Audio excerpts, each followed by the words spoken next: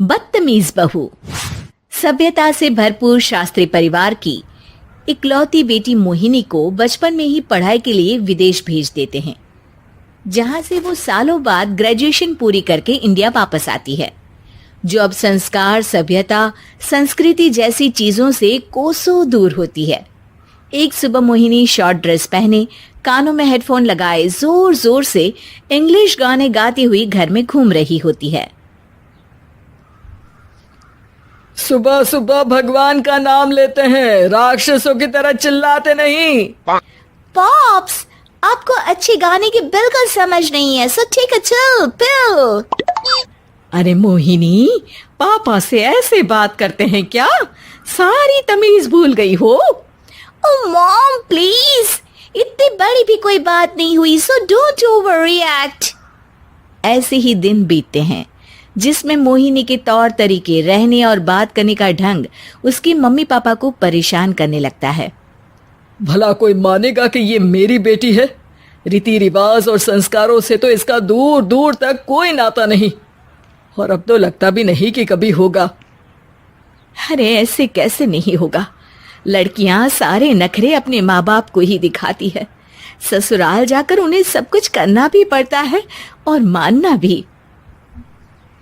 पत्नी की बात शास्त्री जी समझ जाते हैं और कुछ ही दिनों में अपने से भी ज्यादा धार्मिक परिवार में निखिल के साथ मोहिनी का रिश्ता पक्का कर देते हैं। रिश्ता तो पक्का कर दिया, पर यहाँ मोहिनी को कैसे मनाएंगे?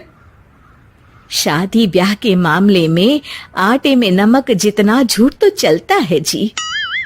इसी तरह एक के बाद एक तिकड़म लगाते हुए दोनों मिलकर मोहिनी को शादी के लिए तैयार कर लेते हैं और मोहिनी निखिल की शादी हो जाती है, जिसके अगले दिन से ही मोहिनी दोबारा अपने पूरे अवतार में शॉर्ट ड्रेस पहनकर घर में घूमने लगती है।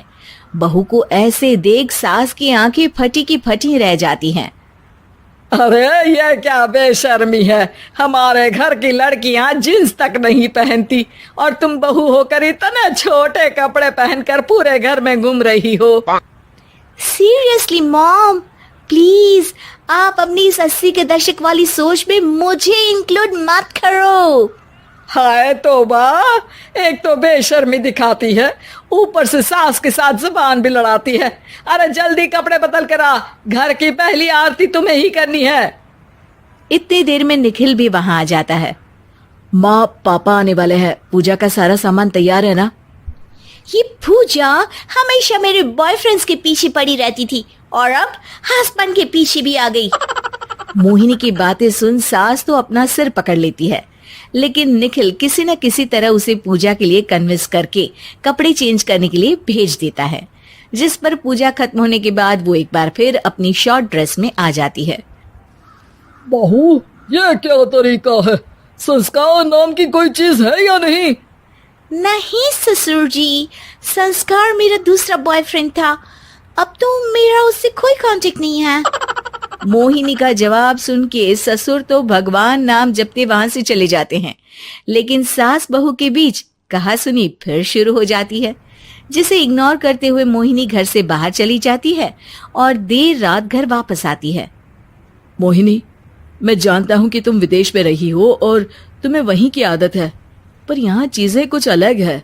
अगर तुम उस हिसाब से कुछ एडजस्ट कर लो तो सबके लिए सही हो जाएगा। I am not in a lecture mood. Good night. अगली सुबह मोहिनी देर से उठकर एक बार फिर उसी तरह सबके सामने आती है, जिस पर उसके सास कुछ बोले उससे पहले ही मोहिनी की दोस्त मोनिका और रेचल वहां आ जाती हैं। Oh hi darling, how are you? OMG, we missed you so much. I missed you too darling. Ram Ram, इन्होंने तो तुमसे भी छोटे कपड़े पहने हैं। अरे तुम लोगों के अंदर कोई शर्म लिहाज बाकी भी है या सब बेच खाई? मोहिनी, तुम्हारी मेड कुछ ज्यादा नहीं बोलती? इस पर मोहिनी की दोस्त उसकी सास का मजाक बनाने लगती है, जिसे सुन निखिल उन्हें जवाब देते हुए कड़वे शब्द सुना देता है और वो सुन के वो दोनों तो मुंह बनाए वहां से चली जाती है, लेकिन गुस्से से लाल मोहिनी वहीं खड़ी निखिल को घूरती रहती है। घूर क्या रही हो? तुमसे शादी की ये सोचकर कि विदेश में पढ़ी लिखी हो, घर में कोई पॉजिटिव चेंज लाओगी, अपनी करियर के लिए एम्बिशियस होगी, पर अपने इस बिहेवियर से उस पढ़ाई के साथ साथ अपने मम्मी पापा के नाम को भी डुबो रही हो। अगर तुम्हें ऐसे ही हाल रखना है तो यहाँ रहने की कोई जरूरत नहीं है।